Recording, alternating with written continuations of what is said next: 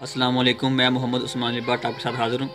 तो मैं सिर्फ आज अपना मुख्तसर बयान रिकॉर्ड करा के आपसे जा चाहूँगा। तो मैं सिर्फ सोशल मीडिया के ज़रिए तमाम लोगों तक अपना ये पैगाम पहुँचाना चाहता हूँ कि आजकल बहुत डिबेट हो रही हैं और टीवी न्यूज़ चैनल वालों ने इसको अपना जो मौजूद सुखन बनाया हुआ है कि PSL का फ़ायदा कहाँ पे होगा। तो इसके बारे में बहुत सी चर्चा हो रही है, हर जगह हमें यही बात नज़र आती है। तो कभी इमरान खान साहब अपने दो बयान देते हुए नज़र आते हैं, कभी कहते हैं कि ये रियासत की जगह मसला है और फिर इसको बयान बदल देते हैं और नजम सेठी साहब इनके खिलाफ बयान देते हैं। तो ये समझ नहीं आई ये क्या चल रहा है। तो मैं सिर्फ आपको यहाँ पे इसका एक बेहतरीन हल पेश करना चाहता हूँ। वो ये है कि अगर आपको इतना ही डर है और सिक्योरिटी के आपके पास इतने रिसोर्स नहीं हैं तो आप एक काम करें ना, तो आप वहाँ पे मौलाना तारिक जमील में वहाबी देवबंदी जितने भी तकफीरियों के आलिम दीन है ना, आप वहाँ पे उनको पहुँचा दें।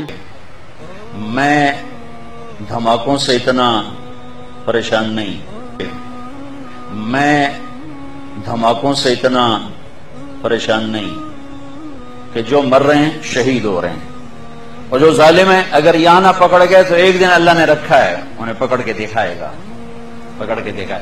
इससे मेरा मुल्क तबाह नहीं होगा, इससे मेरा मुल्क तबाह नहीं होगा, इससे मेरा मुल्क तबाह नहीं होगा।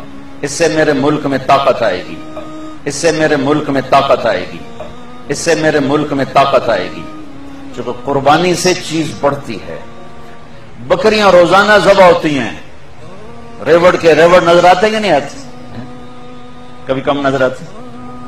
कुत्ते नहीं ज़बह होते, कभी कुत्तों का रेवड़ नजर आ गया 200 कुत्ते जान देते हैं। कुर्बानी से नहीं घबराना चाहिए। तो वहाँ पे मैं कहता हूँ कि एक बामद मक्का क्या वहाँ पे चींटे भी पार नहीं मारेगी, क्योंकि ये बात सबको पता है कि मौलाना तारिक जमील साहब उनको कभी गलत नहीं कहते हैं। और इनको रही बात वहाबी देवबंदियों की, तो इनको सऊदी अरब की तरफ से भी फंडिंग होती रही है और अभी भी हो रही है। इसको तो मैं बहुत सी रिपोर्टों से भी साबित कर सकता हूँ। तो मैं सिर्फ एजेंसियों तक भी ये पैगाम देना चाहता हूँ, नून लीग हुकूमत को भी, क्योंकि वो इस वक्त रूल कर रही है। तो वो सिर्फ ये काम करे जो मैं कह रहा हूँ, मौलाना तारिक जमील साहब को वहाँ पर टिकट दे दे, तो वहाँ पर मैं कहता हूँ बामद मक्का बेका वहाँ पर कुछ भी नहीं होगा।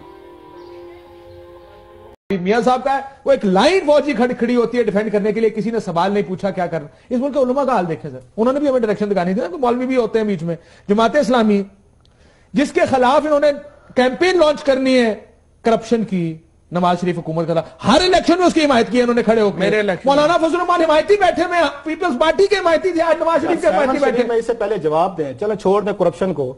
सहमन शरीफ में कितने इंसान बेकसूर मारे गए हैं। आपकी किसी आपकी मजहबी लीडर ने उसकी मजम्मत की है, रीजन कि वो किसी और सेक्ट से बिलोंग करते हैं। ये फिर ये हमारा फैब्रिक खराब हो गया। उनसे पैसों का रोना रो रहे हैं भाई, यहाँ बंदे मारे थे, आपकी मजहबी जमात उनको आके उनकी कंडमनेशन करने को तैयार नहीं है। आपने सुना है मौलाना साहब का बयान? ठीक कह रहे, ये अदालतें देख लें, जज भी इसी तारिक जमील वैसे संभाले नहीं जाते, दिन रात उनकी तबलीगें देख रहे तारिक जमील साहब की। उनका सुना है आपने सहमन शरीफ पे कोई बयान आया? एक लफ्ज नहीं कहा यार। ये लोग हैं आपके मजहबी लीडरशिप है।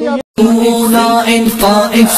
लोग खत्म नबूवत के मसले को बच्चों का खेल समझ रहे हैं। हुक्मरान इस पर तवज्जो ही कोई नहीं।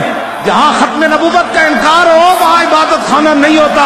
इबादत खाना तो वो होता है जहां मा काना मुहम्मद नबा अहदिन मिन रिजालिकुम वलाकिन रसूलुल्लाह व खातमुन नबिय्यीन की आयतें पढ़ी जाती हैं।